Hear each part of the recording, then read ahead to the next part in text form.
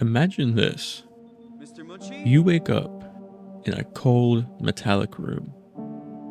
It's unfamiliar, yet unsettlingly alive. The faint hum of machinery resonates in the walls, like a This heartbeat. isn't funny. The heartbeat of something massive and unseen. You feel the weight of the room pressing against you, not just physically, but emotionally. Like the entire world is crushing in. You call out, desperate for some kind of response, but the only reply is the echo of your own Hey! voice, hollow Anyone? and small. As you stumble forward, you notice the walls. They're lined with cables that look almost organic, pulsating faintly. There's something wrong here. Something deeply wrong. You're not at home. This isn't a hospital, and this isn't your time. Welcome to Soma, a game that doesn't just terrify you with monsters, but leaves you haunted by the questions it forces you to ask about not only yourself, but about everything, long after the screen goes black. Soma doesn't just start out with a scream or a jump scare. Instead, it begins with a whisper. A whisper that grows louder as you descend deeper into its world. The fear isn't just external, it's existential. Let's change gears for a second. What does it mean to exist? Are you the sum of your memories, your body, or the flickering awareness in your mind? If your consciousness could be perfectly copied, would that copy truly be you, or merely a hollow echo of who you once were? And if it is you, what happened to the original? These questions aren't just thought experiments in Soma. They're the very essence of its horror, woven into the game's fabric. As we journey through the depths of PATHOS-II, we're not just fighting for survival. We're grappling with what it means to be, to exist. This isn't just a story about monsters. It's a story about us, about what makes us human, and about the terrifying fragility of that humanity.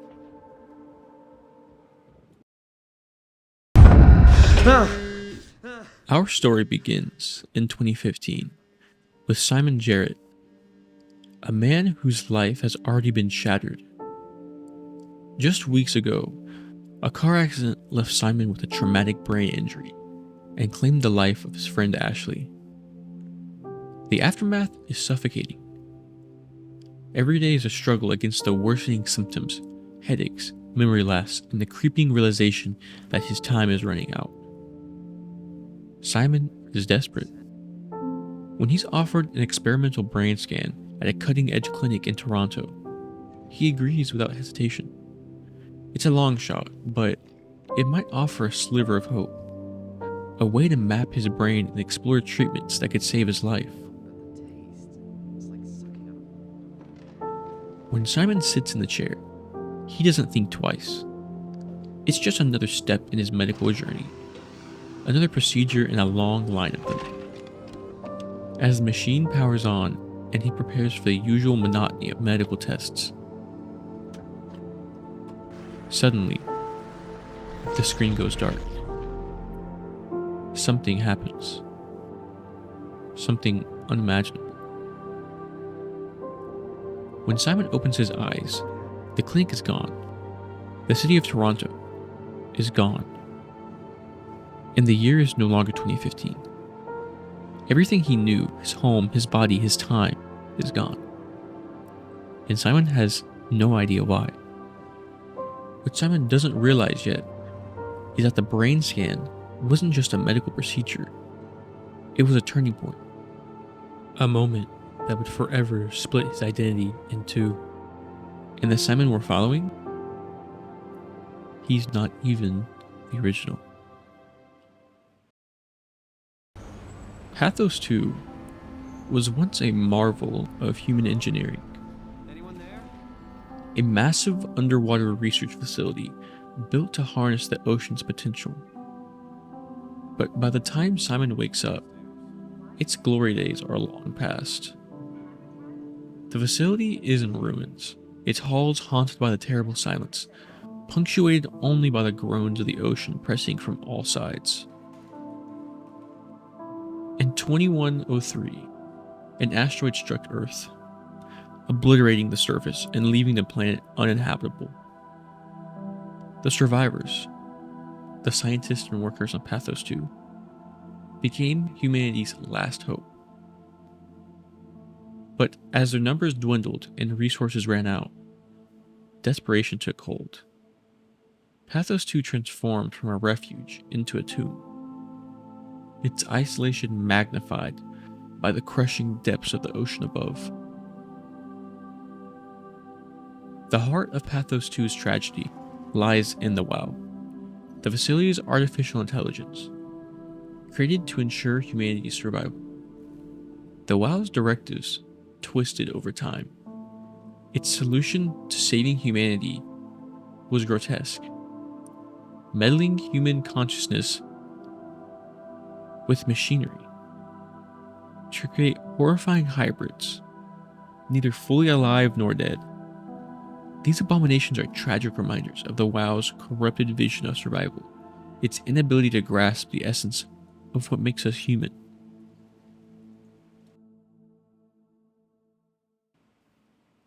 Among the most profound and harrowing moments in Soma is the infamous body swap. Simon is given the opportunity to transfer his consciousness into a new body, a more durable one that will survive the void, the depth, the crushing weight of the ocean. More human-like shell, capable of withstanding things. It seems like a simple solution to his problems, a way to move forward and survive the journey to the Ark. But as the procedure completes, Simon hears a sound behind him. Turning, he sees an old body, his old body, still alive, still conscious, still him. The horrifying truth sets in. The transfer wasn't a transfer at all. It was a duplication, and he won the coin toss. This moment fractures the illusion of continuity. The comforting belief that we are all a single, unified self. In Soma, consciousness is data, a collection of electrical impulses and memories that can be copied and pasted, but never truly transferred. The Simon in the new body is convinced he's the real one, but so is the Simon left behind. Both are technically right, and both are technically Simon. The scene forces us to ask, what defines identity? If you could split yourself in two, who would hold the claim to being the real you? Would it even matter? Or would you both be equally real, equally doomed to separate fates? This is where Soma shifts from psychological horror to existential horror. The game isn't just making you question Simon's identity, it's making you question your own. How much of your sense of self is tied to the continuity of your experience? And if that continuity is broken, are you still you?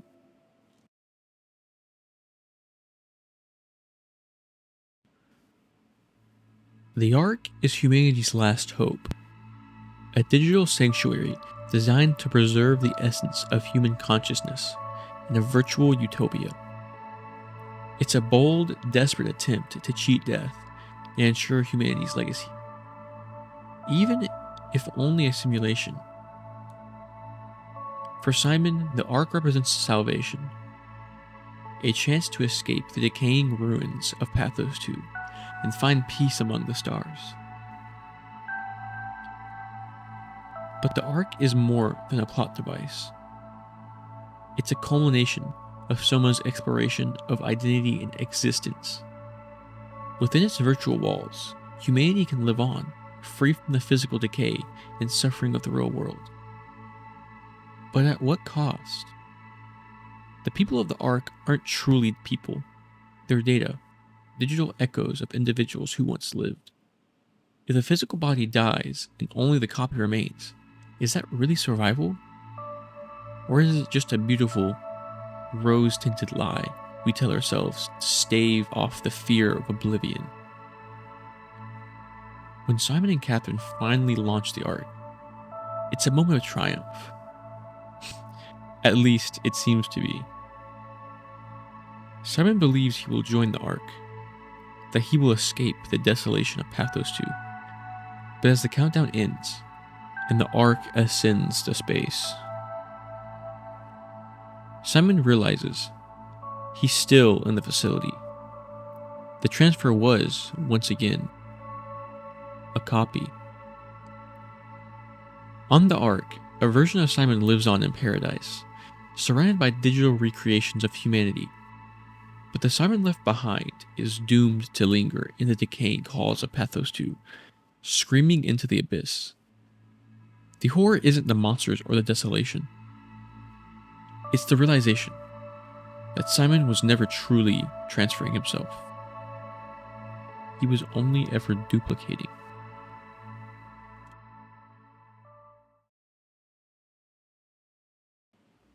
Soma is often described as a horror game. But it's not the monsters that terrify us, it's the ideas. The game strips away the traditional comforts of survival horror and replaces them with something far more unsettling. A deep, existential dread that lingers long after the credits roll. Again, what makes you, you? Is it your body, your memories, the continuity of your experiences? If your consciousness can be copied, what happens to the original? Are both versions equally valid, or does one hold claim to authenticity? And if survival means existing as a digital echo, is that really survival at all?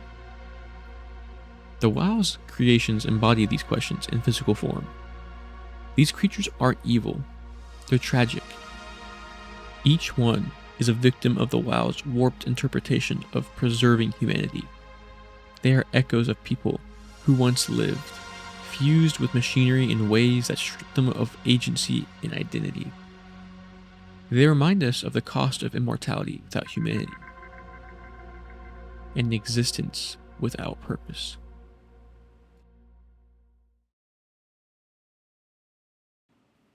In the end, Soma leaves us with more questions than answers. It's a game that doesn't just scare you, it challenges you. It forces you to confront the fragility of identity, the nature of consciousness, and the terrifying implications of a world where the self can be duplicated but never truly transferred. As Simon's journey comes to an end, we're left asking ourselves, if consciousness can be copied, does it matter which version of us lives on? Are we more of the sum of our memories, or are we simply data, fractured, finite, and fleeting? Soma isn't just a story about humanity's survival. It's a story about what it means to exist. It's a story about you. It's a story about what it means to exist. And that's why it stands as a masterpiece of psychological horror. One that leaves you questioning not just the game, but yourself as well.